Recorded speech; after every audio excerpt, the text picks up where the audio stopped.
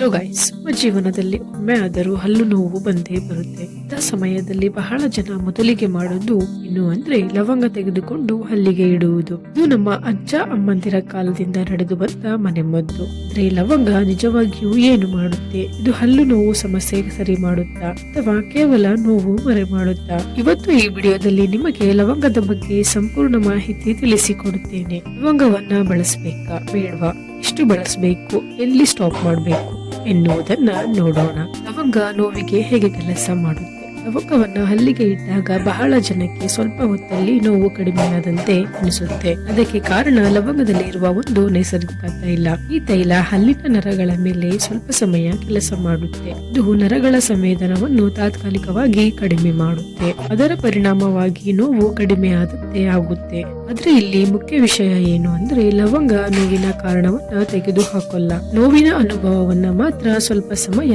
ಮರೆ ಮಾಡುತ್ತೆ. ಇನ್ನೊಂದು ವಿಷಯ ಏನು ಅಂದ್ರೆ ಲವಂಗದಲ್ಲಿ ಇರುವ ಗುಣ ಬಾಯಲ್ಲಿ ಇರುವ ಕೆಲವು ಕೆಟ್ಟ ಕೀಟಾಣುಗಳ ಬೆಳವಣಿಗೆಯನ್ನು ಸ್ವಲ್ಪ ಮಟ್ಟಿಗೆ ತಡೆ ಹಿಡಿಯುತ್ತೆ.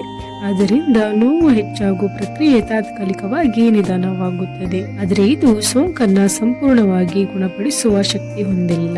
ನೋವು ಕಡಿಮೆಯಾದ್ರೆ ಸಮಸ್ಯೆ ಹೋಗಿಬಿಟ್ಟಿದೆ ಅಂತ ಅರ್ಥ ಅಲ್ಲ. ಅಲ್ಲಿನ ಒಳಗೆ ಇರುವ ಕುಳಿ, ನರಕ್ಕೆ ಆಗಿರುವ ಹಾನಿ, ಸಡು ಒಳಗಿನ ಸೋಂಕು ಹಾಗೆ ಇರುತ್ತದೆ. ಇದಕ್ಕೆ ಲವಂಗ ಬಳಸಿದ ನಂತರ ನೋವು ಮತ್ತೆ ಮತ್ತೆ ಬರುವುದು ಬಹಳ ಜನ ಅನುಭವ ಮಾಡುತ್ತಾರೆ. ಮೊದಲು ಲವಂಗ ಇಟ್ಟಾಗ ರಿಲೀಫ್ ಸಿಗುತ್ತೆ, ಮತ್ತೆ ನೋವು ಬರುತ್ತೆ. ಇನ್ನೊಂದು ಮುಖ್ಯ ವಿಚಾರ, ಲವಂಗ ತುಂಬಾ ಸ್ಟ್ರಾಂಗ್ ಆಗಿರುತ್ತೆ. ಇದನ್ನ ಜಾಸ್ತಿ ಬಳಸಿದ್ರೆ ನರಗಳ ನೋವು ಕಡಿಮೆ ಮಾಡುವ ಬದಲು ಸಡಿನ ಮೇಲೆ ಸುಡುವಂತೆ ಗಾಯ ಮಾಡುವುದು. ಅದರಿಂದ ಲವಂಗ ನೋವಿಗೆ ಕೆಲಸ ಮಾಡುತ್ತೆ ಅಂತ ಹೇಳೋದಕ್ಕಿಂತ ಲವಂಗ ನೋವನ್ನು ಸ್ವಲ್ಪ ಸಮಯ ಮರೆ ಮಾಡುತ್ತೆ ಅಂತ ಹೇಳೋದು ಸರಿಯಾದ ಮಾತು. ಲವಂಗ ಕೆಲವು ಕೀಟಾಣುಗಳ ಮೇಲೆ ಸ್ವಲ್ಪ ಮಟ್ಟಿಗೆ ಕೆಲಸ ಮಾಡುತ್ತೆ ಮತ್ತೆ ನೋವಿನ ಅನುಭವವನ್ನ ತಾತ್ಕಾಲಿಕವಾಗಿ ಕಡಿಮೆ ಮಾಡುತ್ತೆ. ಅಂದ್ರೆ ಲವಂಗ ಪೂರ್ಣ ಚಿಕಿತ್ಸೆ ಅಲ್ಲ, ಇದು ಸಹಾಯ ಮಾತ್ರ. ಲವಂಗವನ್ನ ಬಳಸುವ ಸರಿಯಾದ ವಿಧಾನ. ಲವಂಗ ಎಣ್ಣೆ. ಲವಂಗ ಎಣ್ಣೆ ತುಂಬಾ ಸ್ಟ್ರಾಂಗ್ ಆಗಿರುತ್ತೆ, ಅದನ್ನ ನೇರವಾಗಿ ಬಳಸೋದು ತಪ್ಪು. ಸರಿಯಾದ ವಿಧಾನ ಏನು ಅಂದ್ರೆ ಲವಂಗ ಎಣ್ಣೆ 1-2 ಹನಿ ಮಾತ್ರ ಒಂದು ಕಾಟನ್ ತುಂಡಿಗೆ ಹಾಕಬೇಕು. ಆ ಕಾಟನ್ ಅನ್ನು ನೋವು ಇರುವ ಹಲ್ಲಿನ ಅಥವಾ ಒಸಡಿನ ಹತ್ತಿರ ಲೈಟ್ ಆಗಿ ಹಚ್ಚಬೇಕು,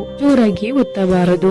10-15 ನಿಮಿಷ ಹಾಗೆ ಬಿಡಿ, ನಂತರ ತೆಗೆದು ಹಾಕಿ. ಇದನ್ನ ದಿನಕ್ಕೆ 1 ಸಲಕ್ಕಿಂತ ಜಾಸ್ತಿ ಮಾಡಬಾರದು. ಲವಂಗ ನೀರು. ಕೆಲವರಿಗೆ ಎಣ್ಣೆ ಸೂಟ್ ಆಗಲ್ಲ, ಅಂತವರಿಗೆ ಲವಂಗ ನೀರು ಒಳ್ಳೆಯದು. ಒಂದು ಲವಂಗವನ್ನ ಬಿಸಿ ನೀರಿನಲ್ಲಿ ಹಾಕಿ 5-10 ನಿಮಿಷ ನೆನೆಸಬೇಕು. ಆ ನೀರು ಸ್ವಲ್ಪ ತಣ್ಣಗಾದ ಮೇಲೆ ಅದರಿಂದ ಬಾಯಿ ಮುಕ್ಕಳಿಸಬೇಕು. ಇದನ್ನ ವಾರಕ್ಕೆ 2-3 ಬಾರಿ ಬಳಸಿ ಸಾಕು. ಜನರು ಮಾಡುವ ದೊಡ್ಡ ತಪ್ಪುಗಳು. ಬಹಳ ಜನ ಮಾಡುವ ತಪ್ಪು ಏನು ಅಂದ್ರೆ ಲವಂಗವನ್ನ ದಿನವಿಡೀ ಬಾಯಲ್ಲಿ ಇಟ್ಟುಕೊಳ್ಳುವುದು. ಇದು ಒಸಡು ಸುಡುವಂತೆ ಮಾಡುತ್ತೆ. ಕೆಲವರಿಗೆ ಗಾಯ ಕೂಡ ಆಗಬಹುದು. ಮತ್ತೆ ಕೆಲವರು ನೋವು ಕಡಿಮೆ ಆದ್ರೆ ಡಾಕ್ಟರ್ ಹತ್ತಿರ ಹೋಗೋದು ಬೇಡ ಅಂತ ಬಿಡ್ತಾರೆ. ಇದೇ ದೊಡ್ಡ ತಪ್ಪು. ನೋವು ಹೋಗೋದು ಸಮಸ್ಯೆ, ಸರಿಯಾದ ಲಕ್ಷಣ ಅಲ್ಲ. ಯಾರಿಗೆ ಲವಂಗ ಉಪಯೋಗ, ಯಾರಿಗೆ ಬೇಡ. ಸಣ್ಣ ಮಟ್ಟ ಹಲ್ಲು ನೋವಿಗೆ ತಾತ್ಕಾಲಿಕವಾಗಿ ರಿಲೀಫ್ ಕೊಡಬಹುದು. ಆದ್ರೆ ಸೊಡು ತುಂಬಾ ರಕ್ತ ಬರುತ್ತಿದ್ರೆ, ಗಾಯ ಇದ್ದರೆ, ಮಕ್ಕಳಿಗೆ, ಗರ್ಭಿಣಿಯರಿಗೆ ಲವಂಗ ಎಣ್ಣೆ ಬಳಸೋದು ತುಂಬಾ ಜಾಗ್ರತೆ ಬೇಕು. ಇಂಥವರು ಡಾಕ್ಟರ್ ಸಲಹೆ ತೆಗೆದುಕೊಳ್ಳಬಹುದು. ಯಾವಾಗ ಲವಂಗ ಕೆಲಸ ಮಾಡಲ್ಲ, ಹಲ್ಲಿನಲ್ಲಿ ದೊಡ್ಡ ಕುಳಿ ಇದ್ದರೆ, ನರಕ್ಕೆ ಸೋಂಕು ಇದ್ದರೆ, 3 ದಿನಕ್ಕಿಂತ ಹೆಚ್ಚು ನೋವಿದ್ರೆ ಲವಂಗ ಯಾವ ಸಹಾಯವೂ ಮಾಡಲ್ಲ. ಅಂತ ಸಮಯದಲ್ಲಿ ಮನೆಮದ್ದುಗಳ ಹಿಂದೆ ಹೋಗೋದು ಸಮಯ ವ್ಯರ್ಥ. ಲವಂಗ ನೋವಿಗೆ ಮಾತ್ರ ಸಮಸ್ಯೆ ಅಲ್ಲ. ಲವಂಗ ನೋವಿಗೆ ಮಾತ್ರ ಸಮಸ್ಯೆ ಅಲ್ಲ, ಇದು ಸಪೋರ್ಟ್ ಸೊಲ್ಯೂಷನ್ ಅಲ್ಲ. ಈ ಸತ್ಯವನ್ನ ತಿಳಿದುಕೊಂಡು ಬಳಸಿದ್ರೆ ಮಾತ್ರ ಲವಂಗ ಉಪಯೋಗ. ಲವಂಗ ನಮ್ಮ ಮನೆಮದ್ದು. ಸರಿಯಾಗಿ ಬಳಸಿದ್ರೆ ಹಾನಿ ಇಲ್ಲ, ಆದ್ರೆ ಅದನ್ನ ಪೂರ್ಣ ಚಿಕಿತ್ಸೆ ಅಂತ ನಂಬಿದ್ರೆ ಅಲ್ಲಿನ ಆರೋಗ್ಯ ಹಾಳಾಗುತ್ತೆ. ನೋವು ಮರು ಬಂದರೆ ಡಾಕ್ಟರ್ ಹತ್ತಿರ ಹೋಗೋದು ಅತ್ಯಂತ ಮುಖ್ಯ. ಈ ವಿಡಿಯೋ ನಿಮಗೆ ಇಷ್ಟ ಆದ್ರೆ ಅಥವಾ ಉಪಯೋಗ ಆದ್ರೆ ಲೈಕ್ ಮಾಡಿ, ಶೇರ್ ಮಾಡಿ ಹಾಗೂ ಚಾನೆಲ್ ನ ಸಬ್ಸ್ಕ್ರೈಬ್ ಮಾಡಿ.